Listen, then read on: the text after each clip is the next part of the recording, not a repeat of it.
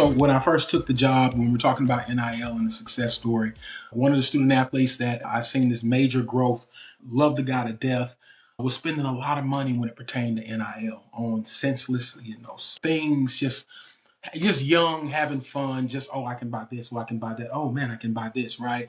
And through the program and through what we offered and just him utilizing the resources and understanding what we were trying to do, he was able to take advantage of that and now practice, great spending habits, physically responsible and just doing things the right way and setting himself up for success after the game.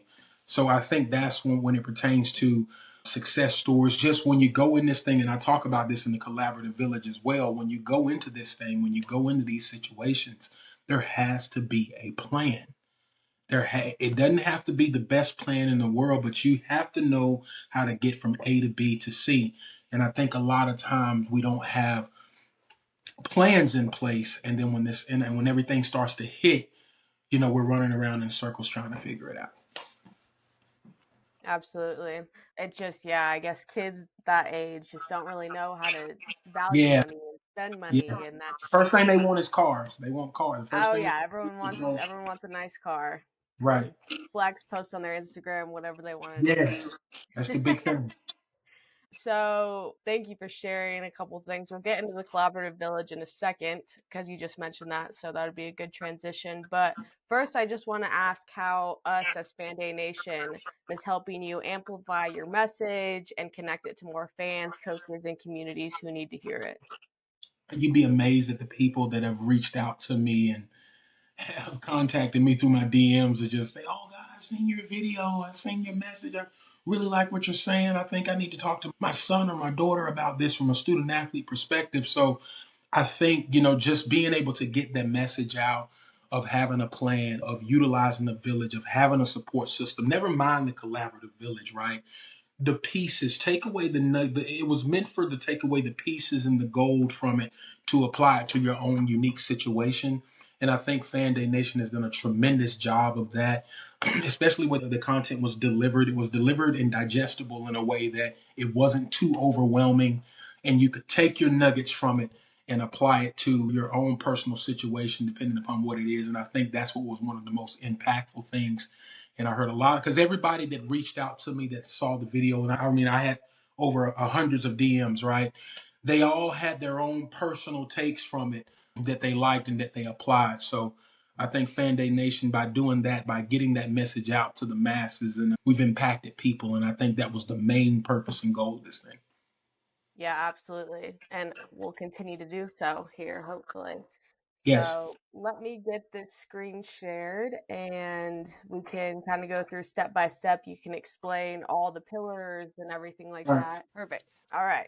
So first, you just want to give like a quick summary of what the collaborative village is. Just a Right, quick most rundown. definitely. So, the collaborative village is your village of support when navigating the student athlete experience and maximize it till its fullest potential. And when you think about a student athlete transition, and when you think about all the things over the course of my 4 seasons of being here that have student athletes have either needed or had to either have or reach success, has been a part of the collaborative village, whether that's having a strong support system, which I think is one of the most important parts of the village, is having a support system that not only understands the opportunity that's at hand, but also understands the avenues and the highways and the other nuances that it's going to take to fully maximize this thing, whether it's understanding your finances, whether it's understanding the social climate and the social groups that you're around and what are you positioning yourself in,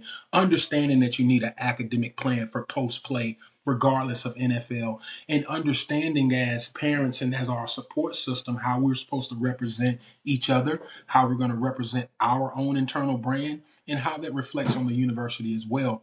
So I think you see those things when it pertains to the village, that the student athletes a lot of times when they're transitioning into these processes may not be looked at as steadily as it needs to be.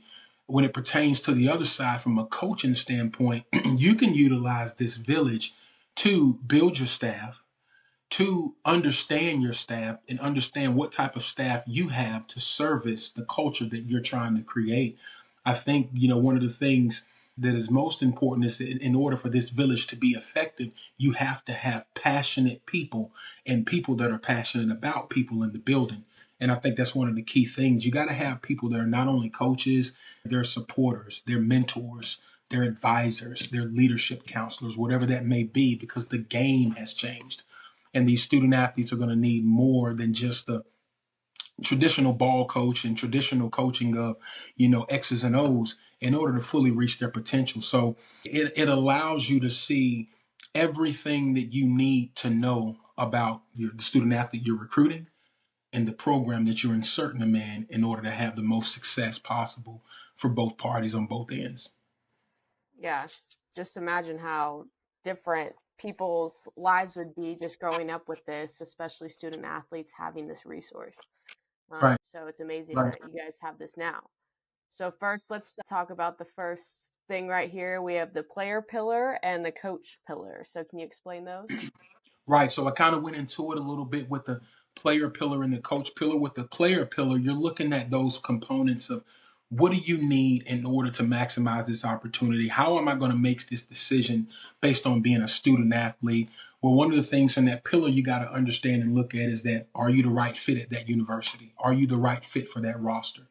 A lot of times, we get recruited, we're there, we love everything about it, and then we're not understanding the implications of what is actually going on that roster, or what is this staff actually really trying to do. So it's just as important for you to interview the staff, for you to recruit the staff just as well as they're recruiting you, so that you can identify, you know, am I going to be the right fit here? Can you see yourself attending classes? Can you see yourself going to the library? Can you see yourself going over to the Thornton or the academic enrichment center to be success? Because there's other components to this thing. Let's not get caught up in one thing. We got to understand that the fit has to be overall. And then from a player standpoint as well, you're looking at your support system. Who's supporting you, who's your champion, who's going to be there to help you make some of these decisions along the line, who's going to be there to help guide you through that second year, because it's going to be needed. And there has to be a plan in place.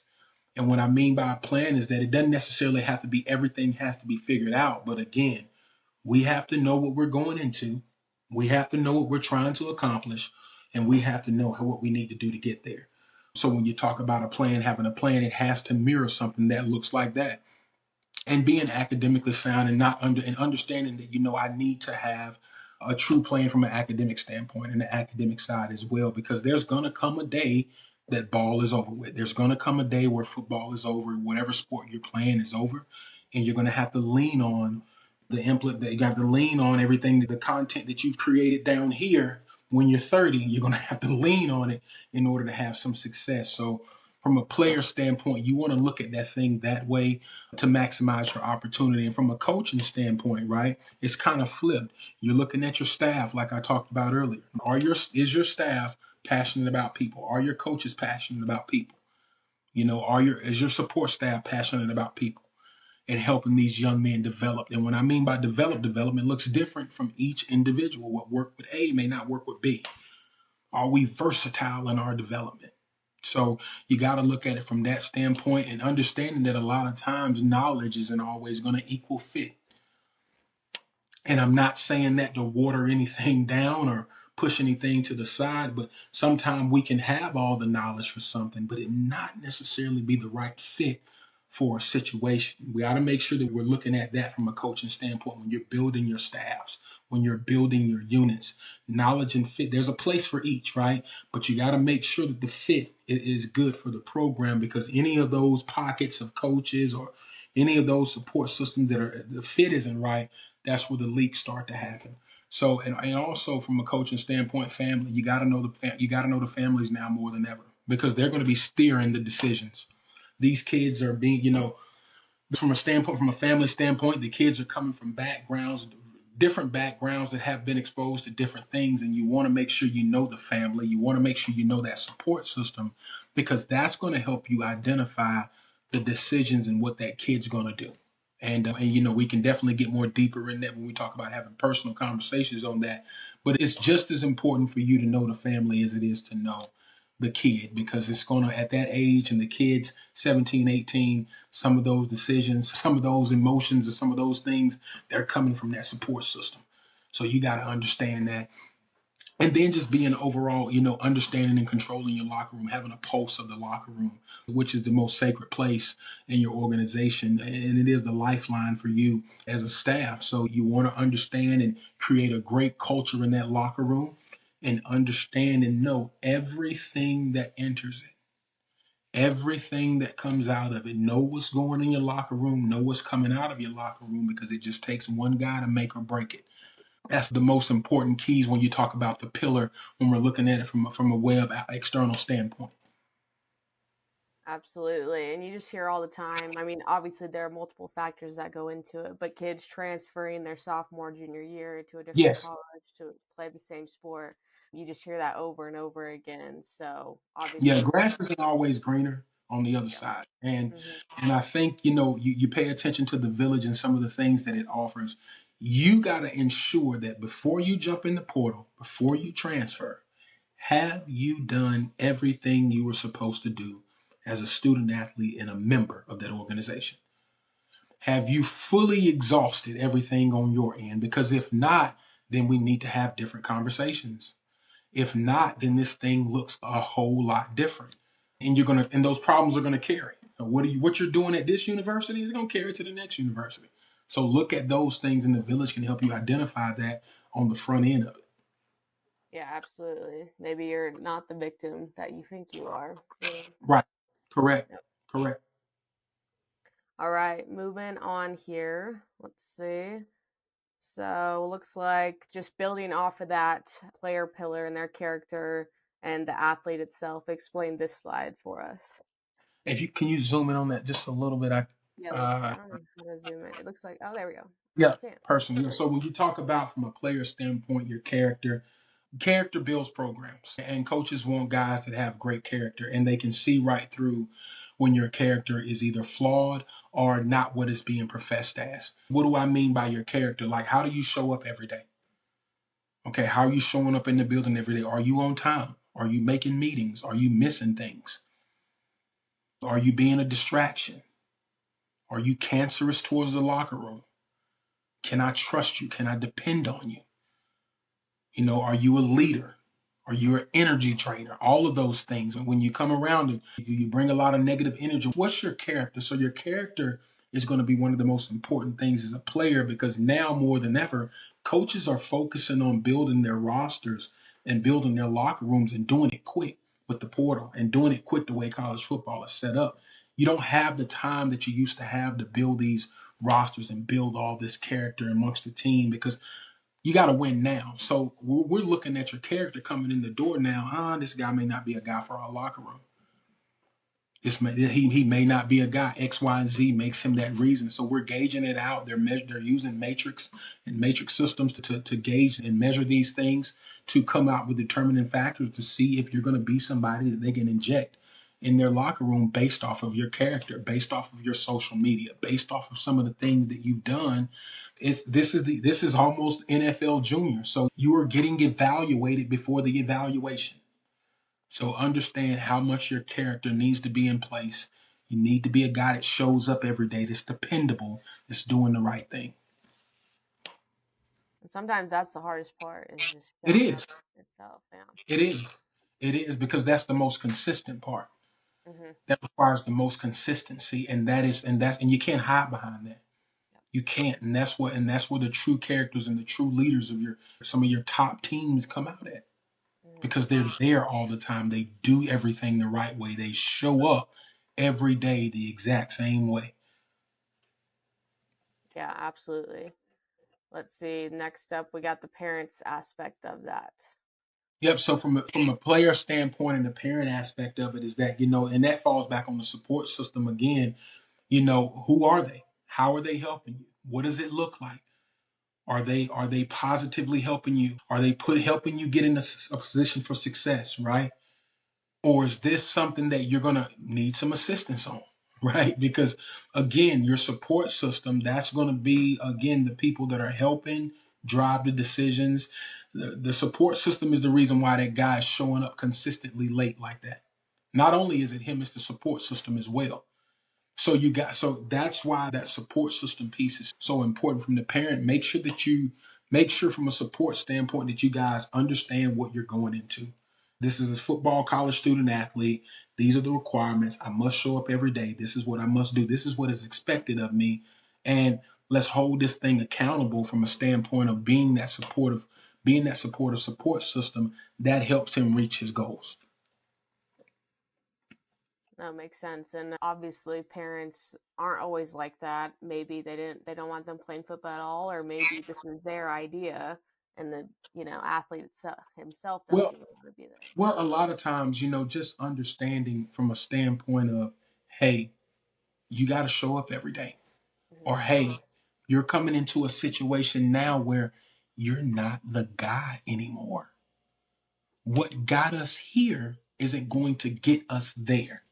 So we must go in, recenter our focus, reset, continue to work hard. Maybe you got to turn it back on. I know you were the guy at your high school.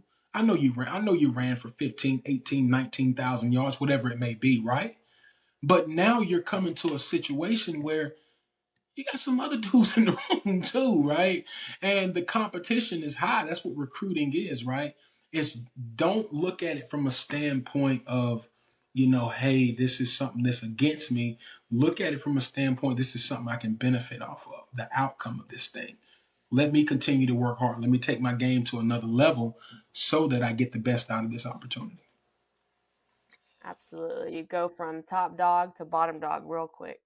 Right, right. So, and the support system has to understand that as well. That's what's going to happen, especially Yeah. when you're going to play elite college football. Hmm. Yeah, absolutely. All right, next we got the student part of student athlete, the academic side. Most definitely, from an academic side, you got to have a plan. Don't fall victim to the academic clustering. Don't fall victim to the major grouping and things of that sort.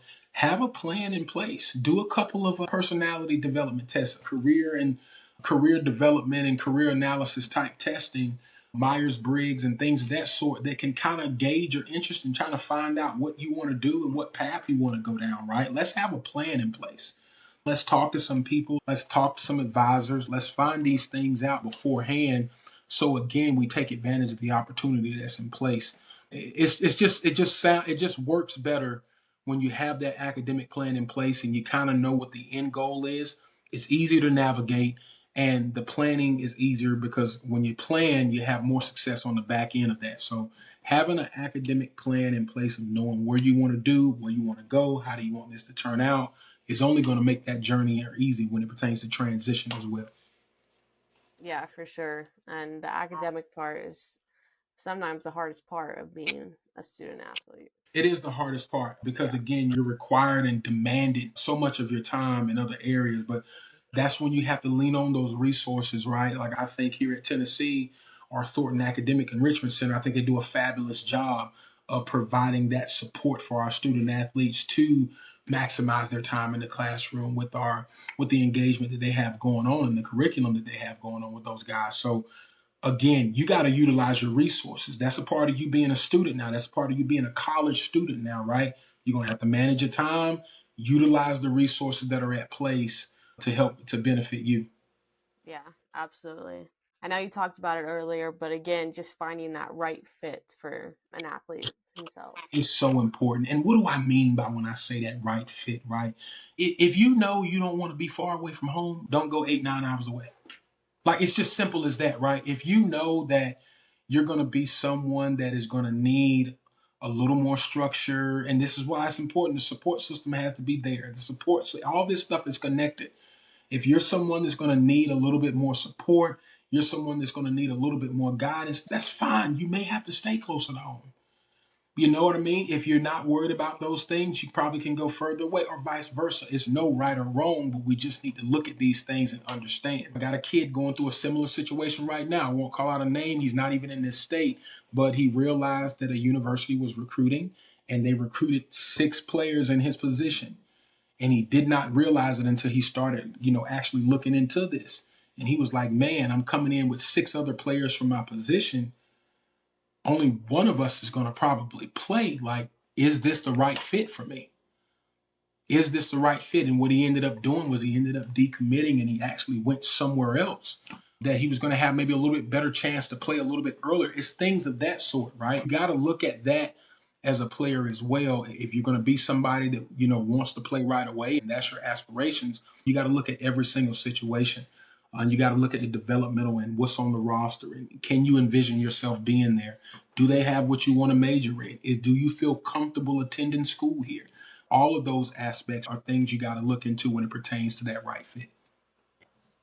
No, for sure. And that's so important. Just because college, I mean, college changes a lot of people's lives. I know it did for It me. does. Like, all my best friends now are from college, and I got all these new experiences just because of where I went to school.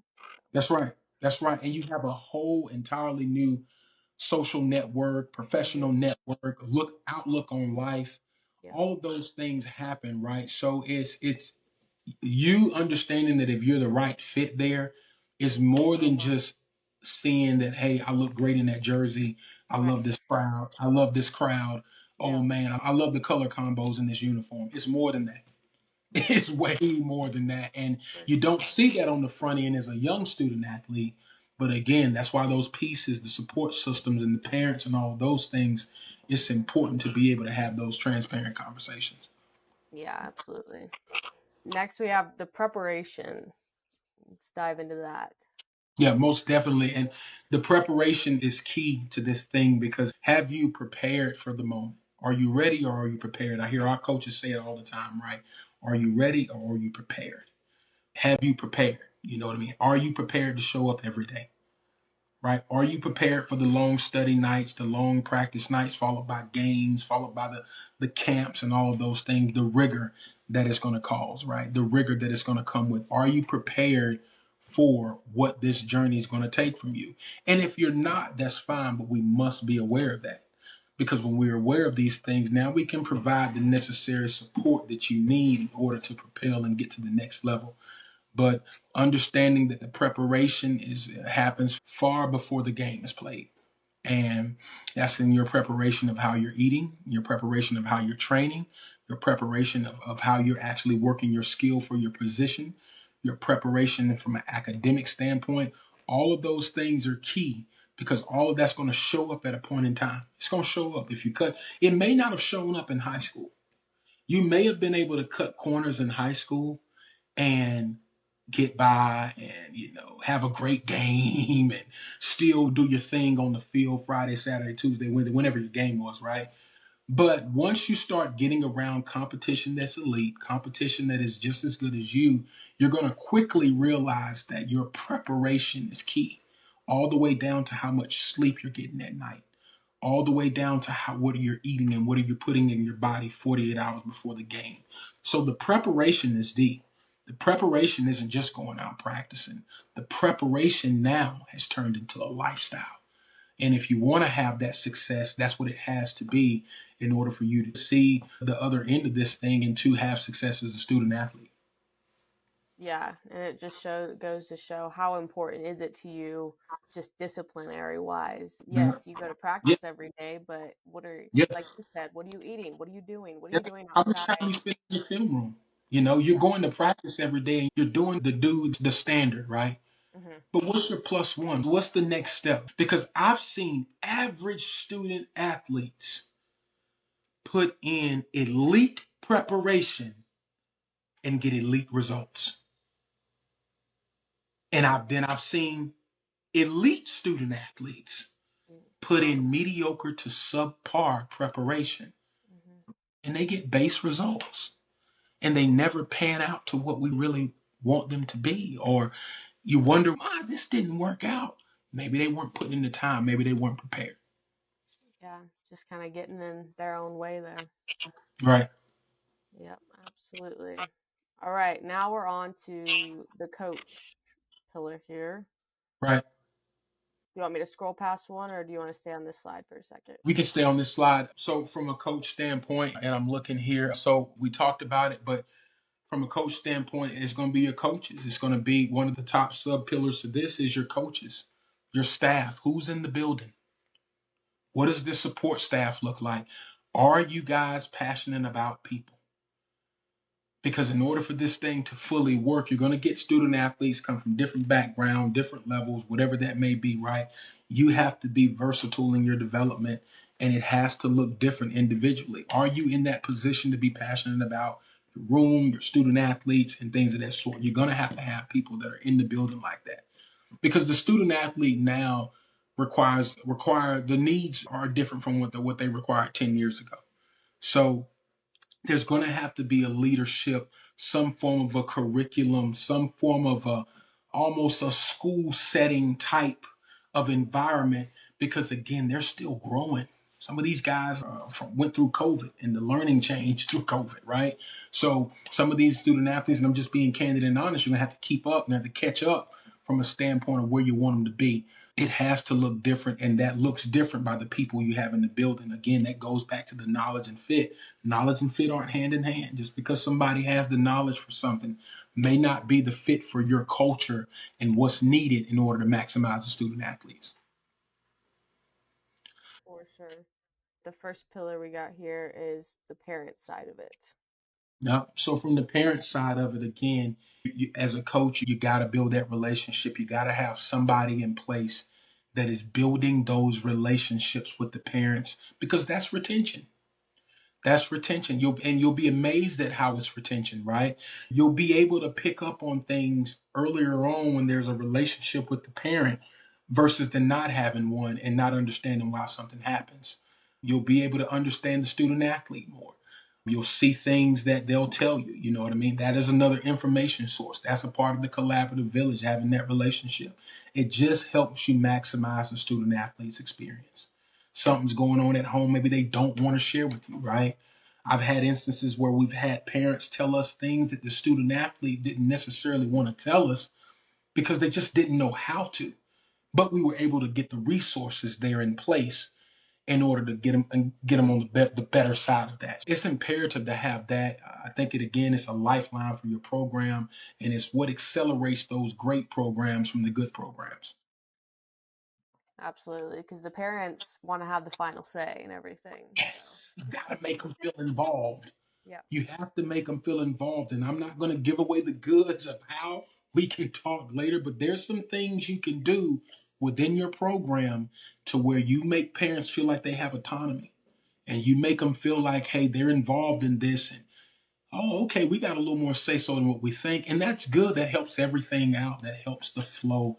That helps the process. yeah, absolutely. Now we got the coach side. Yep, we harped on this a little bit earlier, and I talked about it. Passionate about people. You got to have passionate people in the building. I love working with individuals that have backgrounds and great people skills and are great communicators and just want to help student athletes go to another level and raise their game and on and off the field. So just being passionate about people, man, people that love people, that's gonna help you maximize the student athlete experience, because you're gonna have people that truly care around them, that want to see them on the better side of things. Yeah, for sure. And these coaches are they're leaders and mentors to these athletes. So Every day, and you know what I mean? And you got to make sure that when you're leading them, not only are you leading them, but you're leading them with the passion. Because I mean, there's good leadership and there's bad leadership, like there's all other things, right? So we got to make sure that we're addressing that. And how you do that is, again, having the care, having the autonomy of the full care of a holistical care of the student athlete outside the realm than just football. Like it has to be more than that. And I think that's one of the top ways you do that is you provide them with a full on experience throughout their process and throughout their tenure at the university. for sure. Right. Next we got the athlete itself. Yep, most definitely. So the coach, and I talked about this earlier, but as a coach, your locker room, and this ties into the locker room, but your locker room is sacred. And you must understand the character, you must understand the athlete that you're injecting in it, because what may have taken you 6 to 8 years to build, it can turn around in a year, it can turn around in a season, with not understanding that culture, not being aware of what's going in that locker room, what's coming out. So just understanding the players that you're bringing in, and understanding, the position that's putting and compromising the team at, and then the people around that as well. So, I mean, you got a great team. Sure we want all the top talent and the best players, most definitely. That's what we need. But at the same time, we have to have dudes that are for the culture. We have to have dudes that have great character, because at the end of the day, you want to be coaching football. You don't want to be trying to coach guys up on character. So you want to keep that in mind, and when it pertains to the success and the overall success of the organization. Absolutely. And just going back to the coaching side of things, you hear stories all the time of athletes quitting their sport specifically because of their coach. Hmm. It's very important. You have to be versatile in your leadership.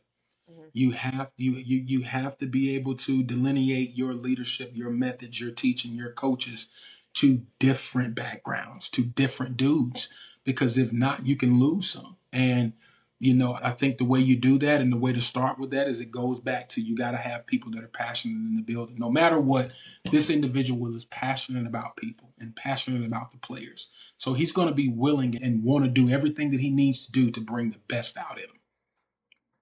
For sure. For sure. All right. Last one here. We got the locker room.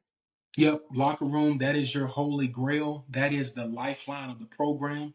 So, again, how are you maintaining it? How are you retaining it? And how are you progressively moving it forward is the keys that you want to look at it when it pertains to that. So when you talk about maintaining it, what's coming in? What's going out? What's the bond of these guys? What do you guys do as a team? Do these guys hang together outside of the locker room? Because those are your championship teams. Those dudes that you can't pull apart, and they're always together. They're like freaking frat. Like, those are the dudes that win national championships, right? So what does that culture look like? How are you retaining your locker room? Are you taking care of guys that you know need to be taken care of? There's a guy on your team probably right now, and I'm gonna step on some coaches' toes, right? But there's a guy on your team that is probably a walk-on that has done exceptionally well, and he is driven, and he is an energy ball, and he keeps those guys going, and he holds a lot of glue, right? Take care of him. Take care of him. Take care of him. He's a culture guy. Take care of him. This thing is like a pro locker room now, right? They do it in the NBA and the NFL all the time, right? You got veteran guys. Oh, he's a locker room guy. We got to have him on the team. He's a locker room guy. Why not? Because that's needed now. That's somebody, that is a peer that is doing things the right way, that is in the same program, and somebody to echo your sentiments when you're not around. Take care of them. Yeah, absolutely. Absolutely. Well, looks like that is the end of the village. So thank you so much, Travis, for sharing all No, I that. appreciate you. Thank Um, you.